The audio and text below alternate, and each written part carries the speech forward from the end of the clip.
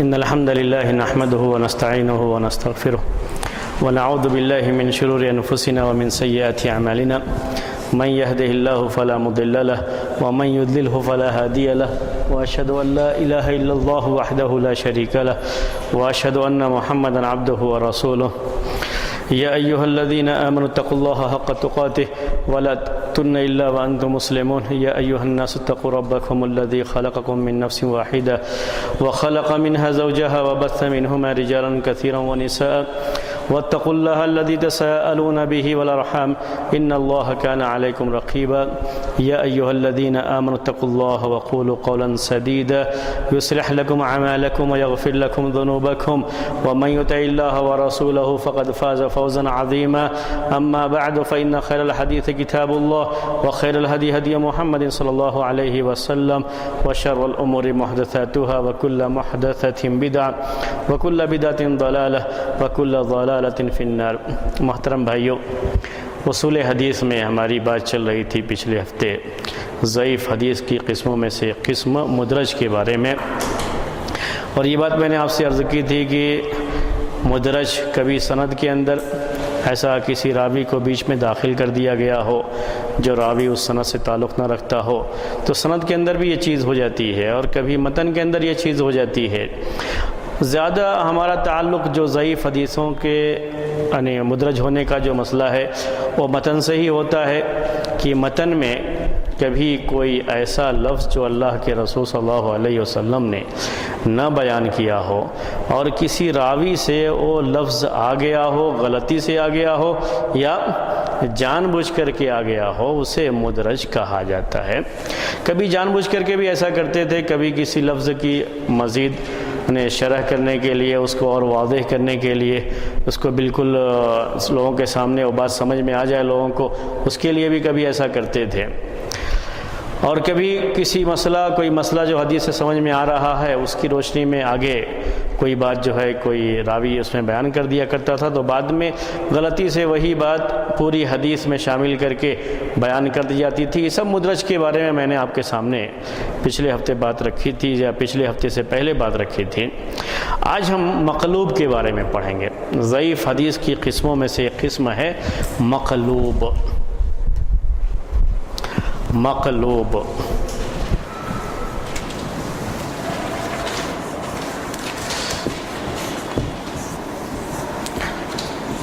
مقلوب یہ مقلوب کا لفظ عربی میں قلبن سے ہے۔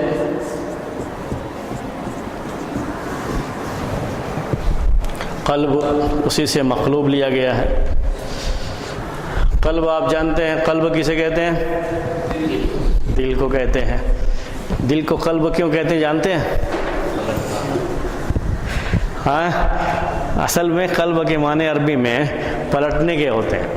اصل اس کے معنی پلٹنے کے ہوتے ہیں۔ یہ ہے، اس کو ہم نے ایسے کر دیا تو یہ قلب ہو گیا، اس کو بدل دیا تو قلب ہو گیا، اس طریقے سے تھا، اس کو ایسے کر دیا تو قلب ہو گیا، ایسے کر دیا تو قلب ہو گیا۔ اس کو عربی زبان میں قلب کہا جاتا ہے۔ اصل پلٹنے کو، کوئی بھی چیز جس اس میں ہے، ترتیب میں، جس آرڈر میں ہے، اس کو آپ بدل دیں تو اسے کہا جاتا ہے قلب عربی زبان میں۔ تو دل کو بھی عربی والے قلب اس لیے کہتے ہیں، یعنی یہ لوگوں کی بیان کی وہی بات جس کو حافظ ابن حجر رحمۃ اللہ علیہ نے بھی بیان کیا فتح الباری میں، یعنی عام لوگوں کی بات نہیں کہہ رہا ہوں میں، تو حافظ ابن حجر رحمۃ اللہ علیہ نے بھی بیان کیا ہے کہ انما سمی القلب قلبا لتقلبہ، کہ قلب یعنی دل کو قلب عربی میں اس لیے کہا جاتا ہے کہ وہ پلٹتا رہتا ہے، دل پلٹتا رہتا ہے۔ دل کے بارے میں آپ نے یہ بات سنی ہی ہے، احادیث میں بھی ہے کہ لوگوں کے دل رحمان کے انگلیوں کے درمیان ہے، اللہ تبارک و تعالیٰ کی انگلیوں کے درمیان ہے، اللہ تعالیٰ جیسے چاہتا ہے اسے پلٹتا رہتا ہے تو اسے قلب کہتے ہیں۔ ایک بات اور لکھی ہے حافظ ابن حجر رحمۃ اللہ علیہ نے کہ چونکہ دل الٹا رکھا گیا ہے، دل الٹا رکھا گیا ہے جسم میں، اس لیے اسے قلب کہتے ہیں۔ جیسے اب یہ سیدھا اس کا حصہ ہے، اس کو ایسے کر دیا جائے تو عربی میں اسے قلب کہا جاتا ہے۔ تو جو سیدھا اس کا جو آرڈر ہے، اس آرڈر کے لحاظ سے اس کو الٹا رکھا گیا ہے، اس لیے اسے قلب کہا جاتا ہے۔ تو مقلوب محدثین کی ایک اصطلاح ہے، ضعیف حدیث کی قسموں میں سے قسم ہے، اسے مقلوب کہتے ہیں۔ لفظ کی ہم اتنی زیادہ جو وضاحت کر رہے ہیں آپ سے صرف اسی وجہ سے کر رہے ہیں تاکہ اس کو سمجھنے میں آپ کو آسانی ہو۔ یعنی جو آرڈر رہتا ہے اس میں تبدیلی ہو جاتی ہے، چاہے وہ سند کے اندر ہو چاہے متن کے اندر ہو، جو ترتیب ہوتی ہے اس میں تبدیلی آ جاتی ہے، پلٹ جاتا ہے، بدل جاتا ہے وہ، تو اس کو قلب کہا جاتا ہے۔ سند کے اندر بھی ہو سکتا ہے۔ میں آپ کو ایک مثال دوں، جیسے ایک راوی ہے، اس کا نام ہے مرہ بن کعب، تو مرہ راوی کا نام ہے، کعب اس کے باپ کا نام ہے، تو کیا کہیں؟ مرہ بن کعب۔ اس کا مطلب ہوتا ہے کعب کے بیٹے مرہ۔ اب چونکہ ایسے مرہ بن کعب ہے تو کبھی پلٹ جاتا ہے ایسے، وہ کہتے ہیں کعب ابن مرہ۔ ابھی آرڈر چینج ہو گیا اس کا، بس کعب بعد میں تھا وہ پہلے ہو گیا، مرہ پہلے تھا وہ کہاں ہو گیا ہے، بعد میں ہو گیا۔ تو اس سند کے اندر اس طریقے سے کبھی تبدیلی ہو جاتی ہے، ایسا ہو جاتا ہے۔ انسان ہے تو انسان کبھی بیان کرنے میں مرہ بن کعب کی جگہ پر کیا ہو گیا، کعب بن مرہ ہو گیا، بیان کرنے میں یہ غلطی ہو جائے۔ تو ایسی غلطی کی وجہ سے سند میں اگر ہو تو اسے کیا کہتے ہیں؟ مقلوب کہتے ہیں، کہ یہ مقلوب ہے۔ اس کا مطلب ہے کہ یہ غلط ہے، یہ صحیح نہیں ہے، یہ ضعیف کہہ دیتے ہیں اس کو۔ اس کی جگہ پر جو صحیح آرڈر میں روایت رہتی ہے اس کو صحیح مانا جاتا ہے۔ تو یہ سب بھی محدثین پتہ لگا لیتے تھے کہ یہ مرہ پہلے ہے، کعب بعد میں ہے۔ کبھی ایسا بھی ہو جاتا تھا کہ ایک راوی کی جگہ پر دوسرے راوی کا نام آ جائے، جیسے راوی کا نام عمر بن دینار ہے، ایک دوسرے راوی کا نام عبداللہ بن دینار ہے، وہ ان کے بھائی ہیں۔ روایت عمر بن دینار سے ہو لیکن کسی راوی سے بیان کرنے میں غلطی ہو جائے اور عمر بن دینار کی جگہ کیا کہہ دے، عبداللہ بن دینار کہہ دے، تو یہ بھی مقلوب ہے، اسے بھی قلب کہتے ہیں۔ اس کی جگہ پر یہ بیان کر دیا یا اس کی جگہ پر یہ بیان کر دیا، اسے قلب کہا جاتا ہے اور اسے مقلوب کہتے ہیں۔ یہ سب سند کے اندر میں نے مثال آپ کو پیش کی۔ یعنی چیز بہت آسان ہے، کوئی مشکل بھی نہیں ہے یہ۔ اسی لیے میں نے بار بار کہا کہ صرف قلب کے لفظ کو آپ ذہن میں رکھیے تو یہ چیز آسانی سے ذہن میں بیٹھ جاتی ہے۔ قلب کے معنی کیا ہوتے ہیں؟ پلٹنے کے۔ جو آرڈر ہے اس آرڈر کے خلاف، اس ترتیب کے خلاف کوئی چیز پیش کر دی جائے تو اسے قلب کہا جاتا ہے۔ تو مرہ بن کعب یا کعب ابن مرہ ایسے بیان کرتے ہیں۔ یہ چیز سند کے اندر ہے۔ متن کے اندر جب آتی ہے یہ چیز تبھی جا کر کے مسئلہ زیادہ ہوتا ہے۔ جیسے اللہ کے رسول صلی اللہ علیہ وسلم نے ایک چیز بیان کی، جس ترتیب میں تھی اس ترتیب سے بیان کرنے میں غلطی ہو گئی راوی سے، ویسے محدثین اس کا پتہ لگا لیتے ہیں۔ ایک بڑی مشہور حدیث ہے، وہی اس کی مثال ہے متن کے تعلق سے۔ 7 ایسے لوگ ہیں جن کو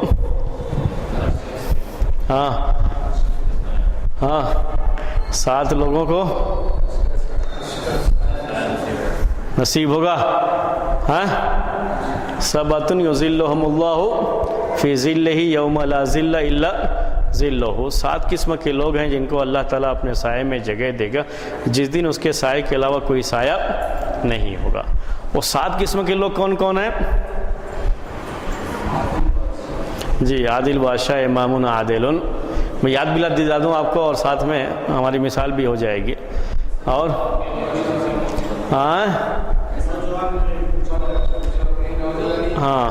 شاب نشا فی عبادت اللہ، شاب نشا فی عبادت اللہ، ایسا نوجوان آدمی جو اللہ کی عبادت میں ہی زندگی، اپنی جوانی کی عمر بسر کیا ہو۔ جوانی کی عمر میں زیادہ بھٹکنے کا ڈر رہتا ہے تو اس کی اہمیت ہے۔ جی 2 ہو گئے۔ تیسرا رجل قلبہ معلق بالمساجد، رجل قلبہ معلق بالمساجد، ایسا آدمی جس کا دل مسجد میں لٹکا ہوا ہو۔ یعنی اس میں یہ لفظ نہیں کہ ایک نماز کے بعد دوسری نماز کا، بلکہ کیا ہے، اس کا دل مسجد سے لٹکا ہوا ہو۔ یعنی مسجد کے تعلق سے اتنا اس کے دل میں رہتا ہے کہ نماز کے لیے آنا ہے، نماز کے لیے آنا ہے، نماز کے لیے جب جاتا ہے نماز کے بعد تو دوسری نماز کے لیے آنے کے لیے اس کا دل مسجد میں لگا رہتا ہے۔ ہاں 3 ہو گئے۔ امام عادل یعنی بہت ہی انصاف کرنے والا بادشاہ، دوسرا جوانی کی عمر میں اللہ تعالیٰ کی عبادت کرنے والا، اس میں وقت گزارنے والا، تیسرا ایسا شخص جس کا دل مسجد میں لٹکا ہوا ہو، اور چوتھا جی ہاں اس کو آخر میں بیان کریں گے فی الحال۔ ہاں 2 ایسے آدمی جو اللہ کے لیے ملے اور اللہ ہی کے لیے الگ بھی ہوں، جدا بھی ہوں۔ رجلان تحابا فی اللہ اجتمع علیہ وافترقا علیہ، ایسے 2 آدمی جو اللہ تعالیٰ کے لیے ملیں بھی اور اللہ ہی کے لیے الگ بھی ہوں۔ 4 ہو گئے نہیں جی۔ 5واں ایک اور آیا تھا لیکن ہم نے اس کو چھوڑ دیا، تو 6 ہم کو چاہیے اصل۔ پھر سے دوہراؤں اس کو، امام عادل یعنی انصاف کرنے والا بادشاہ، جوان ایسا جوان آدمی جو جوانی میں عبادت کرتا ہو اللہ تعالیٰ کی، تیسرا جس کا دل مسجد میں لٹکا ہوا ہے، چوتھا 2 ایسے آدمی جو آپس میں ملے تو اللہ کے لیے، الگ ہوں تو اللہ کے لیے۔ 5واں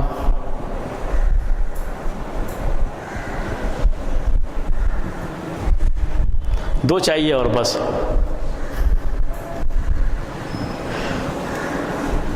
صرف 2 چاہیے، زیادہ نہیں۔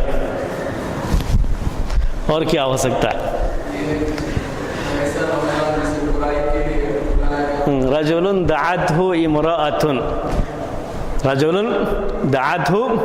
امرأة ذات جمال فقال انی اخاف اللہ، ایسا آدمی جس کو کوئی خوبصورت عورت گناہ کی دعوت دے تو کہے کہ نہیں میں اللہ سے ڈرتا ہوں، میں اللہ سے ڈرتا ہوں، اور وہ نہ جائے اپنے آپ کو اللہ کے عذاب کے خوف سے محفوظ رکھے اور برائی کی طرف نہ جائے، تو یہ بھی اہم۔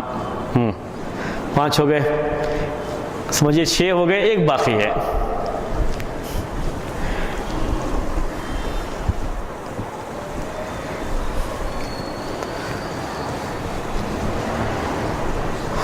پھر سے اب یہ سب چیزیں یاد ہو جانی چاہیے، یاد ہو جانی چاہیے۔ امام عادل، امام عادل ایک لفظ میں یاد رکھیے۔ نوجوان جو جوانی میں اللہ تعالیٰ کی عبادت کرتا ہے، دل مسجد سے لگا ہوا ہے، اللہ کے لیے ملنا اور اللہ کے لیے جدا ہونا۔ جی کوئی بہت ہی خوبصورت عورت دعوت دے گناہ کی، پھر بھی آدمی اللہ کے خوف سے اپنے آپ کو محفوظ رکھے، تو یہ شخص۔ 5 ہوئے، ایک اور ہو گیا ہے لیکن اس کو فی الحال ہم نے ریزرو رکھا ہے کیونکہ وہی مثال ہے۔ بولیے، ایک باقی رہ گیا۔ میں اسی لیے پوچھ رہا ہوں تاکہ آپ کو یاد رہے گا، کیونکہ آپ سوچ سوچ کے بولیں گے تو آپ کو یاد رہے گا۔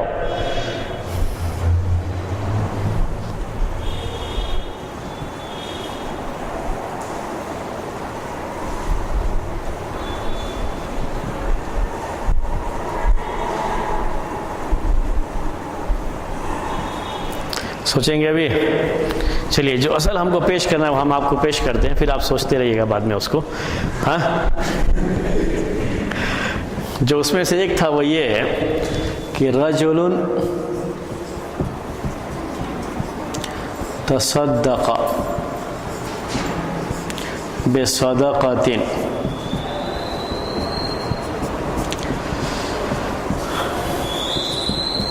فأخفاها حتى لا تعلم شماله ما انفقت يمينه۔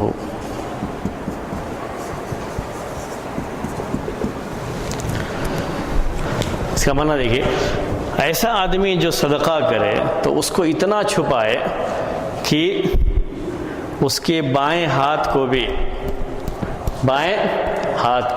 لیفٹ ہینڈ کو بھی نہ معلوم ہو جو کہ اس کے دائیں ہاتھ نے خرچ کیا ہے۔ سیدھے ہاتھ سے جو دیا ہے تو بائیں ہاتھ کو بھی اس کا پتہ نہیں ہے کہ اس نے کچھ دیا ہے۔ یہ چھپانے کے لیے مبالغے کے طور پر بیان کیا گیا ہے، ورنہ دیں گے تو انسان کا پورا جسم کیا ہے؟ ایک ہی ہے، وہ تو معلوم ہو ہی جائے گا اس کو۔ لیکن یہ بتانے کے لیے کہ اتنا چھپایا کہ گویا کہ دائیں ہاتھ سے دیا تو اور جسم کے کسی حصے کو معلوم نہیں ہے۔ یہ مشہور حدیث ہے، اسی حدیث کے اندر یہ بات ہے۔ 7 میں سے ایک یہ ہے، اسی کو ہم نے کہا تھا کہ بعد میں رکھیں گے اس کو۔ ایسا آدمی جس نے اپنے دائیں ہاتھ سے کچھ خرچ کیا ہے تو اس کے بائیں ہاتھ کو بھی کیا خرچ کیا ہے پتہ نہیں ہے، اتنا چھپا کر کے خرچ کیا۔ یہ اصل حدیث ہے اور یہی صحیح حدیث ہے، یہی صحیح حدیث ہے، یہی ترتیب ہے اس کی۔ لیکن یہی ترتیب بدل گئی ہے ایک راوی سے، تو اس نے یوں بیان کیا، حتی لا تعلم یمینہ ما انفقت شمالہ۔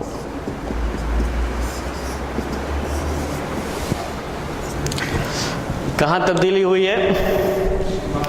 یہ شمال کی جگہ پر یمین اور یمین کی جگہ پر شمال، بس ترتیب بدل گئی اور کچھ بھی نہیں ہوا۔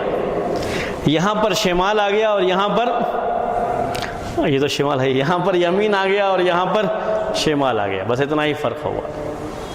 بیان کرنے میں یہ غلطی ہو گئی، اس کو قلب کہتے ہیں، حدیث کو مقلوب کہتے ہیں۔ یعنی یہ بیان کیا، حتی لا تعلم یمینہ، یہاں تک کہ اس کے دائیں ہاتھ کو بھی نہ معلوم ہو جو کہ اس کے بائیں ہاتھ نے خرچ کیا، جبکہ بیان کیا اللہ کے رسول صلی اللہ علیہ وسلم نے کہ یہاں تک کہ اس کے بائیں ہاتھ کو بھی نہ معلوم ہو جو کہ اس کے دائیں ہاتھ نے خرچ کیا۔ تو شمال کی جگہ پر یمین اور یمین کی جگہ پر شمال آ گیا، یہ قلب ہے، متن میں اس کو قلب کہتے ہیں۔ بدل گیا راوی سے یہ بدل گیا، بیان کرنے میں یہ بدل گیا۔ میں صحابی کی بات نہیں کر رہا ہوں، یہ بعد میں آنے والے راویوں میں سے کسی سے یہ بدل گیا بیان کرنے میں۔ تو یہ بھی پتہ لگ جاتا ہے کب کس نے کیا بیان کیا تو کیا اس میں غلطی ہو گئی، پتہ لگ جاتا ہے۔ محدثین نے اس کا بھی پتہ لگایا، اسی کو مقلوب کہا جاتا ہے، مقلوب۔ یہ بھی ضعیف ہی ہے، حتی لا تعلم یمینہ ما انفقت شمالہ، یہ کیا ہے؟ ضعیف ہے۔ اس کے مقابلے میں حتی لا تعلم شمالہ ما انفقت یمینہ، یہ صحیح ہے۔ تو اس لفظ کے ساتھ کہا جائے گا یہ حدیث ضعیف ہے، حالانکہ سند وہی، سب کچھ وہی رہے گی، لیکن اس لفظ کے ساتھ کیا ہے؟ ضعیف ہے، راوی سے بیان کرنے میں غلطی ہو گئی ہے۔ اصل حدیث صحیح ہے، اور صحیح حدیث جو ترتیب تھی اس میں ترتیب کیا تھی؟ حتی لا تعلم شمالہ ما انفقت یمینہ، یہ اس ترتیب کے ساتھ حدیث صحیح ہے۔ تو ہمیشہ یاد رکھ لیجئے یہ بات، مخلوق کے مقابلے میں جو ہوگی وہ صحیح ہوگی، مدرج کے مقابلے میں جو ہوگی وہ صحیح ہوگی۔ حدیث بھی معلوم رہتا ہے یہ ہے صحیح حدیث، یہ ہے، اسی میں کچھ تبدیلی ہو جاتی ہے راوی کی طرف سے اور وہ غلطی سے ہو جاتی ہے چیز، تو اسے مقلوب کہا جاتا ہے۔ اس کی وجہ سے جو صحیح ہے اس میں تو کوئی شک، اس میں کچھ بھی نہیں آتا، بلکہ اس پہ اور یقین آتا ہے، اس میں اور یقین آتا ہے کہ اگر معمولی سی کہیں چوک بھی، غلطی بھی ہو گئی ہے راوی سے بیان کرنے میں، تو اس کو بھی تحقیق کر کے، ریسرچ کر کے معلوم کر لیا ہے کہ یہاں پر یہ غلطی ہو گئی ہے اور صحیح یہ ہے۔ تو اتنی زیادہ تحقیق کے ساتھ لوگوں نے، محدثین نے یہ باتیں لوگوں کے سامنے پیش کی ہے، تو اس کو مقلوب کہا جاتا ہے۔ یہ اس کی ایک مثال آپ کے سامنے آ گئی۔ اب اس کے بعد حدیث، ضعیف حدیث کی سب سے زیادہ بری قسم کہا جاتا ہے وہ موضوع ہے، اسی کی قسموں میں سے اسے موضوع کہتے ہیں۔ یہی لفظ آپ زیادہ سنتے رہتے ہیں کہ ضعیف اور موضوع روایات، اصل موضوع بھی ضعیف کی ہی قسموں میں سے ایک قسم ہے، یا کہیے مردود کی قسموں میں سے ایک قسم ہے۔ مقلوب کے بعد ہم آپ کے سامنے موضوع بیان کرتے ہیں۔ موضوع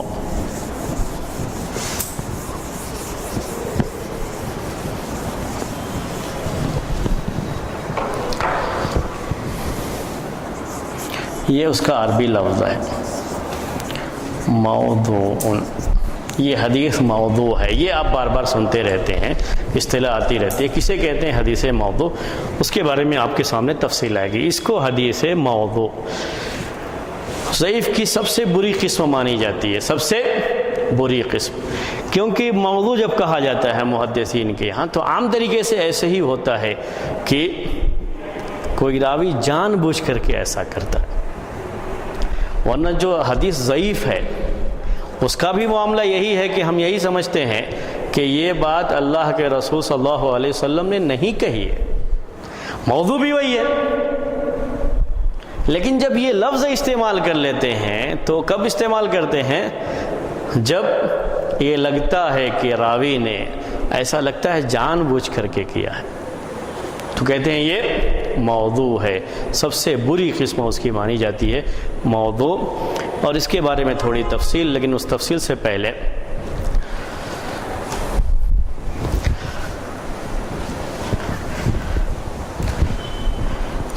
شروع میں جب ہم نے اصول حدیث کی باتیں شروع کی تھی تو ہم نے آپ کو بتایا تھا کہ کب سے یہ سلسلہ شروع کیا گیا کہ آپ سے حدیث کس نے بیان کی. آپ سے حدیث کس نے بیان کی, آپ نے کس سے یہ بات سنی جسے ہم سند کہتے ہیں. تو سند پیش کر کے حدیث پیش کرنے کا یا متن پیش کرنے کا سلسلہ کب سے شروع ہوا؟ یہ بات شروع میں آئی تھی آپ کو. اللہ کے رسول صلی اللہ علیہ وسلم کے زمانے میں ایسا نہیں ہوتا تھا. صحابہ ایک دوسرے سے جھوٹ نہیں بولتے تھے, تو اگر کسی صحابی نے کوئی بات کہہ دی تو فوراً دوسرے صحابہ اسے مان لیتے تھے, اس کے بارے میں ان کو تحقیق کی ضرورت محسوس نہیں ہوتی تھی. بعد میں یہ چیز شروع ہوئی, لیکن بہت بعد میں نہیں شروع ہوئی, بہت صحابہ کے دور میں ہی یہ سلسلہ شروع کر دیا گیا تھا. لیکن اس کے مقابلے میں یہی بات صحیح ہے کہ صحابہ کے دور میں ہی یہ سلسلہ شروع کر دیا گیا تھا. لیکن جو مستشرقین کہلاتے ہیں, مستشرقین سے مراد ایسے لوگ جو اصلاً رہنے والے یورپ یا امریکہ کے ہوں اور اسلامی ممالک میں آ کر کے انہوں نے عربی زبان اور دین کی تعلیم حاصل کی ہو, اور ان کے سیکھنے کا مقصد یہ ہوتا ہے کہ وہ لوگ اس کے ذریعے سے دین میں کہاں کہاں کمزوری ہے, ہم کہاں کہاں اعتراض کر سکتے ہیں قرآن پر یا حدیث پر, وہ تلاش کرنے کے لیے وہ ایسا کرتے تھے, آ کر کے سیکھتے تھے. مصر میں یہ لوگ زیادہ آئے ہیں اور مصر میں آ کر کے پڑھے ہیں ایسے لوگ. ان کو یہ عربی میں مستشرقین کہا جاتا ہے, ان کو مستشرقین کہا جاتا ہے.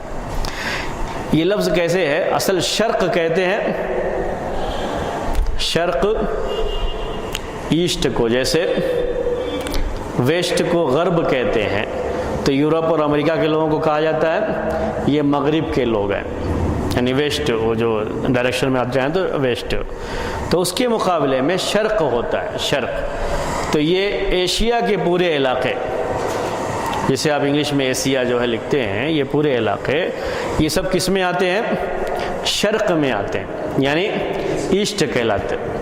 اور اس کے مقابلے میں جو ہوتے ہیں ان کے ملک, ان کو ویسٹ کہا جاتا ہے. تو مستشرق کا مطلب ہوتا ہے کہ اصل رہنے والا یہ مغرب کا ہے, یعنی ویسٹ کا ہے, اور ایسٹ میں آیا ہے علم حاصل کرنے کے لیے, اور آ کر کے یہاں علم حاصل کیا. اس کو کہا جاتا ہے مستشرق. ورنہ شرق کے معنی ہوتے ہیں ایسٹ کے, اور غرب کے معنی ہوتے ہیں ویسٹ کے. تو ایسے لوگ آ کر کے سیکھتے تھے. انہوں نے بہت سارے اعتراضات کیے حدیث کے اوپر, قرآن کے اوپر, اور زیادہ اعتراض ان کا کس کے اوپر ہے؟ حدیث کے اوپر ہی ہوتا ہے. تو اس وقت یہ بات میں نے آپ کے سامنے بیان کی تھی کہ وہ لوگ پوری کوشش یہ کرتے ہیں کہ یہ ثابت کریں کہ حدیث میں تحقیق کا سلسلہ, پوچھنے کا سلسلہ کہ کب کس نے آپ سے حدیث بیان کیا ہے, یہ سلسلہ کافی بعد میں شروع ہوا ہے, کافی بعد میں شروع ہوا. ایسے ہی حدیث لکھنے کا سلسلہ کافی بعد میں شروع ہوا ہے. تو ان کی باتیں سن کر کے بہت سارے مسلمان, یا وہ جو لکھے ہوئے ہیں وہ پڑھ کر کے بہت سارے مسلمان بھی یہ کہنے لگتے ہیں کہ حدیث میں تو لکھنے کا سلسلہ بہت بعد میں شروع کیا گیا, یا حدیث میں تحقیق کا سلسلہ تو بہت بعد میں شروع کیا گیا. پتہ نہیں اس سے پہلے کیسا رہا, کیسے لوگ کیا کرتے رہے. تو ایک شبہ پیدا کرنے کے لیے ایسا کرتے تھے وہ لوگ۔ جہاں یہ بات تھی کہ حدیث کی تحقیق کے بارے میں وہ پوری کوشش یہ کرتے تھے کہ یہ ثابت کریں کہ حدیث میں تحقیق کا سلسلہ بعد میں شروع ہوا یا لکھنے کا سلسلہ بعد میں شروع ہوا، وہیں اس کے بالکل الٹے اس میں یہ لوگ بڑی کوشش کیے ہیں کہ یہ ثابت کریں کہ حدیث گڑھنے کا سلسلہ بہت پہلے شروع ہو گیا، چونکہ ان کا مقصد ہی یہی ہے کہ دین میں شبہ پیدا کیا جائے۔ تو حدیث میں تحقیق کے بارے میں تو یہ کوشش کی انہوں نے کہ ثابت کریں کہ حدیث میں تحقیق کا سلسلہ بعد میں شروع ہوا، اور جب حدیث کے موضوع ہونے کا مسئلہ آتا ہے تو کب یہ سلسلہ شروع ہوا تھا اس کو بتانے میں بہت آگے کوشش کیا کرتے ہیں، کب شروع کرتے ہیں اس کو؟ اللہ کے رسول صلی اللہ علیہ وسلم کے زمانے میں ہی یہ سلسلہ شروع ہو گیا تھا۔ عجیب طرح کی یہ کوشش انہوں نے کی ہے۔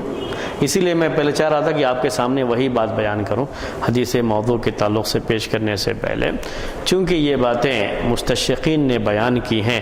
مستشرقین کے بارے میں نے آپ کو بتا دیا، جو اصلاً یورپ امریکہ کے رہنے والے لوگ، بلکہ زیادہ تر یوں کہ یورپ کے رہنے والے لوگ، اور انہوں نے آ کر کے مصر عربی کی تعلیم اور اسلام کی جو کتابیں ہیں، قرآن حدیث اور فقہ کی تعلیم انہوں نے حاصل کی، اور آ کر کے حاصل کرنے کا ان کا مقصد تھا کہیں کمزوری تلاش کر کے اس پر اعتراض کیا جائے اور مسلمانوں کو ان کے دین کے تعلق سے شبہے میں ڈالا جائے، شک میں ڈالا جائے۔ یہ کوشش انہوں نے کی ہے اور حدیث کے بارے میں خاص طریقے سے کی ہے۔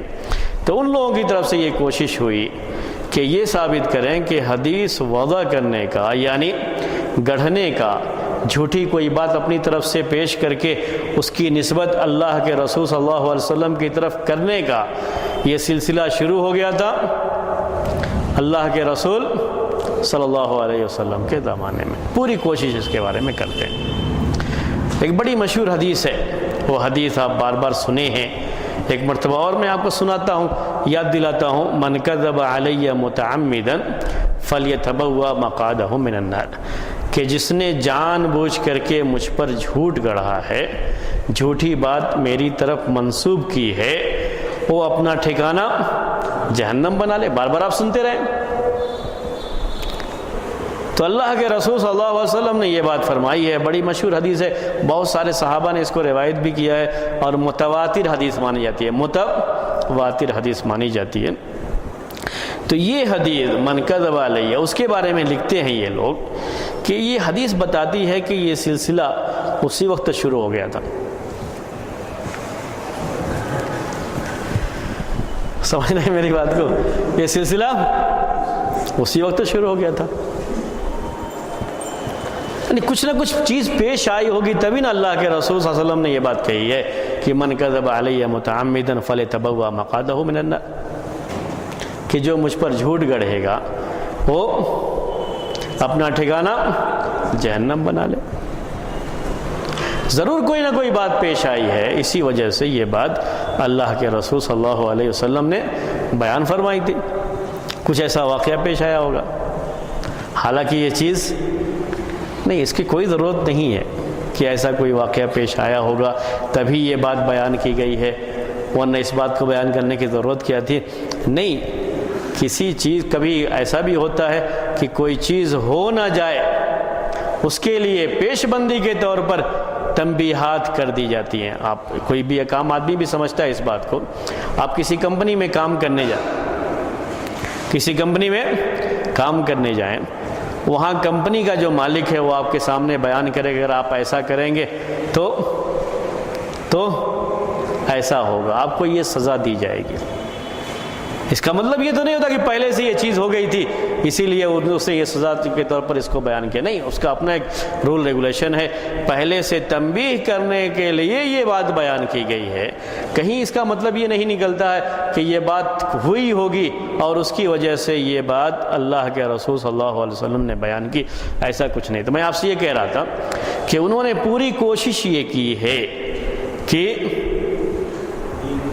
یہ ثابت کریں کہ یہ سلسلہ کب سے شروع ہوا ہے، اللہ کے رسول صلی اللہ علیہ وسلم کے زمانے سے شروع ہوا۔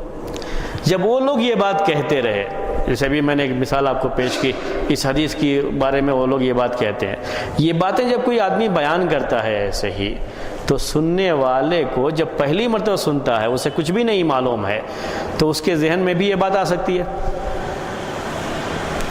جیسے فرض کر لیجئے کہ میں ہی تھوڑی دیر کے لیے آپ سے کہوں کہ میں نے یہ حدیث پیش کرنے کے بعد آپ سے یہ کہا کہ اس حدیث سے یہ بھی پتہ چلتا ہے کہ حدیث گڑھنے کا کام اللہ کے رسول صلی اللہ علیہ وسلم کے زمانے میں شروع ہو گیا تھا، اس لیے آپ نے اس کی بڑی تنبیہ فرمائی۔ میں یہ بات آپ سے کہوں تو آپ بھی یہ بات تسلیم کر کے چلے جائیں گے۔ تو مصر میں ایسا ہوا کہ جب یہ باتیں وہ لوگ پھیلانا شروع کیے تو مصر کے بعض لوگ جو ان سے متاثر تھے، ان کو بڑا علامہ مانتے تھے اس زمانے میں، اور چونکہ یہ لوگ باہر سے آ کر کے وہاں پڑھتے تھے اور اس کو سب چیزوں کو جو ہے دیکھتے تھے، اس کے لحاظ سے ان سے بڑے متاثر ہوتے تھے بعض لوگ، تو انہوں نے وہی بات ان سے لے کر کے اسے بیان کرنا شروع کر دیا۔ تو بعض مصر کے رہنے والے ہی عالم، باہر کے نہیں بلکہ مصر ہی کے رہنے والے عالم، اس میں سے ایک نام احمد امین کا ہے۔ احمد امین عربی زبان کے تعلق سے یہ بڑا مشہور نام ہے، احمد امین۔ انہوں نے یہی بات اپنی کتاب میں لکھ دیا۔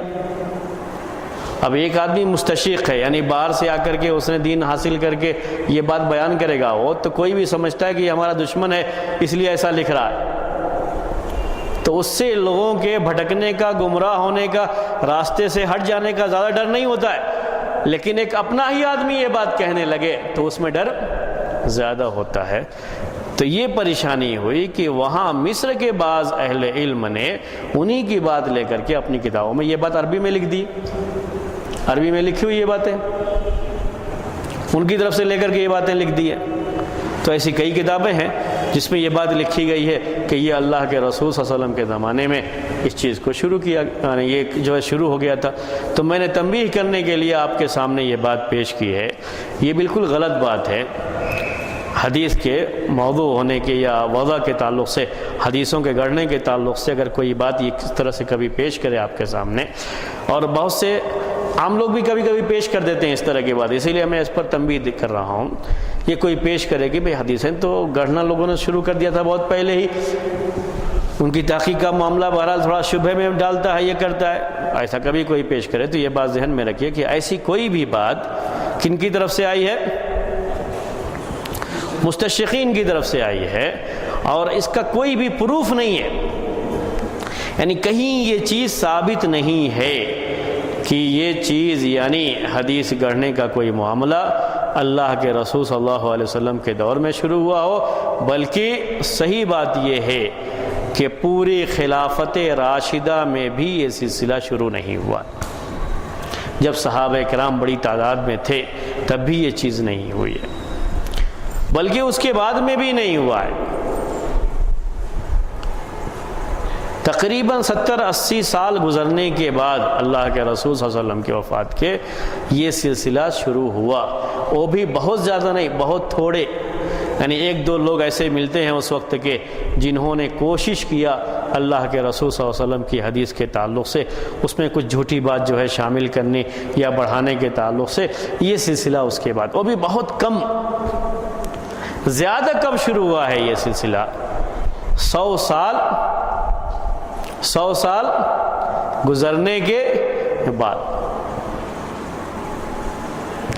جس کو ہم کہتے ہیں کہ دوسری صدی ہجری میں، یعنی اللہ کے رسول صلی اللہ علیہ وسلم کی وفات کے 100 سال گزرنے کے بعد دوسری سینچری کہہ لیجیے آپ، اس میں جا کر کے یہ سلسلہ ہوا، ابھی بھی بہت زیادہ نہیں، اور اس کے بعد یعنی 150 سال کے بعد اس میں زیادہ چیزیں سامنے آئی ہیں،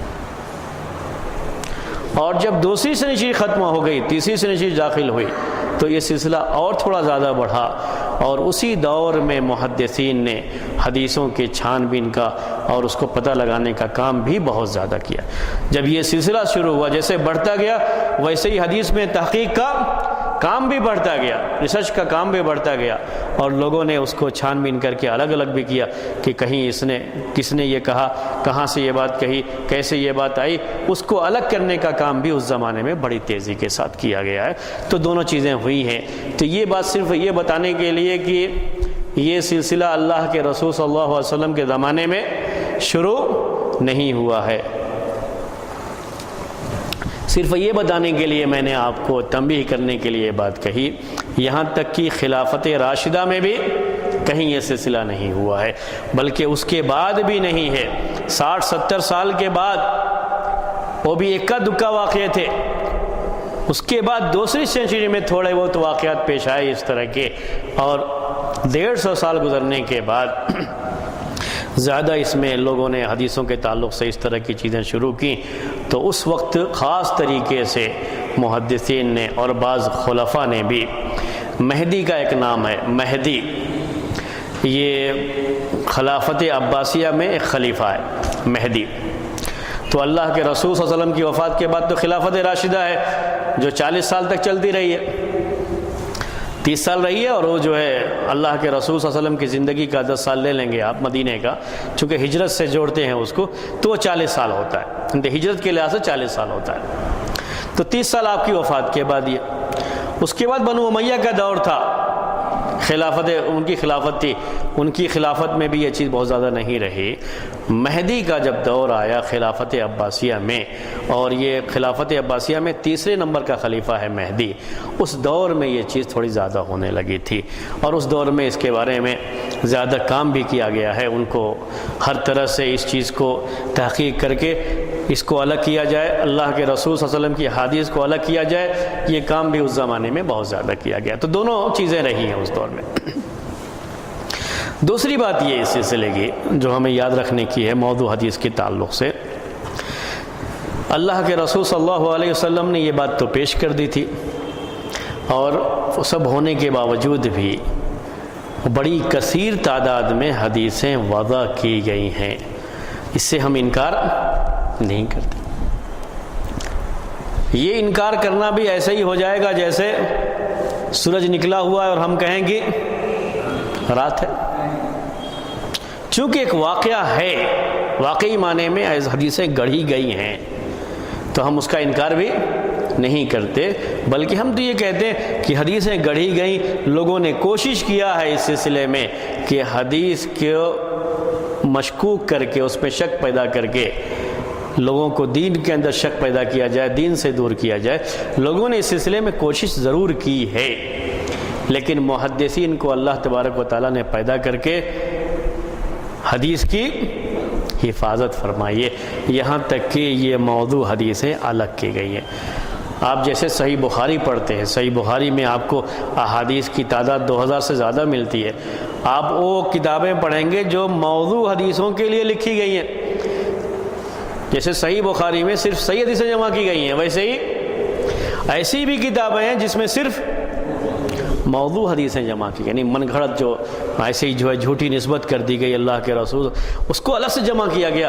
علامہ ابن جوزی رحمۃ اللہ علیہ نے، مشہور جو ہے حنبلی عالم ہیں یہ، علامہ ابن جوزی رحمۃ اللہ علیہ نے الگ سے ایک مستقل کتاب لکھی ہے، ان سے پہلے بھی کچھ لوگوں نے لکھی ہے، لیکن انہی کی کتاب زیادہ مشہور ہوئی الموضوعات الکبریٰ کے نام سے، صرف موضوع حدیثوں کو جمع کرنے کا کام، الگ سے اس کو بیان کیا، ان کے بعد بہت سے لوگوں نے اس کو بیان کیا، تو یہ سارے کام محدثین نے کیے، حدیثوں کو الگ کرنے کے لیے، جو صحیح ہیں ان کو الگ کیا جائے، جو ضعیف اور موضوع ہیں ان کو الگ کیا جائے۔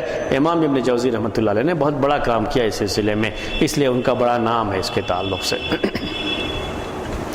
یہ چیزیں کیوں ہوتی تھیں، کیسے رواج پائیں، کیسے معاشرے میں یہ چیز آ جاتی تھی، کیسے یہ لوگ جو ہے حدیث کو ایسے گڑھ کر کے پیش کرتے تھے، ان کے مقصد کیا، ان کا مقاصد کیا ہوتے تھے، کیوں یہ لوگ ایسا کرتے تھے، یہ کچھ باتیں ہیں جو آپ کے سامنے انشاءاللہ اس موضوع سے متعلق آئندہ ہفتے آئیں گی۔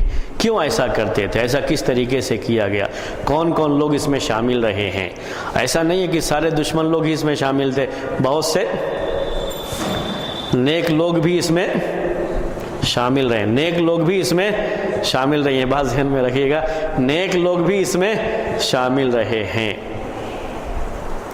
جو ایسا کرتے تھے، حالانکہ وہ اپنی جگہ پر کیا تھے، نیک تھے۔ ایسا سوچ سکتے ہیں کہ نیک بھی ہوں اور ساتھ میں یہ کام بھی کریں، تو یہ کچھ چیزیں ہیں، کچھ سوال ہیں، انشاءاللہ آپ کے سامنے یہ باتیں آئندہ ہفتے آئیں گے جو ہے، ٹھیک ہے. اسی کے بارے میں درس ہوگا، موضوع حدیث کے تعلق سے انشاءاللہ پورا درس جو آئندہ ہفتے رہے گا. پھر ہم جو ہے آتے ہیں عقائد کی بحث میں، ٹھیک ہے.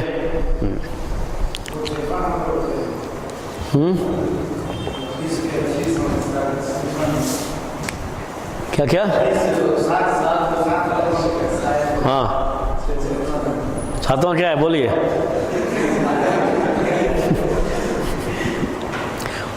سمجھا آپ بول رہے ہیں، آپ بولے نہیں. ارے بھائی ہاں آپ کو بولنا ہے نا، وہ میں بول دوں گا تو پھر فائدہ کیسے رہے گا اس میں.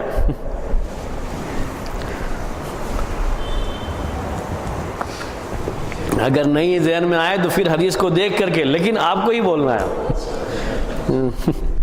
بولنا آپ ہی کو ہے ویسے وہ، تاکہ یاد رہے آپ کو. ایک مرتبہ خود دیکھ لیں گے تو پھر کبھی نہیں بھولیں گے.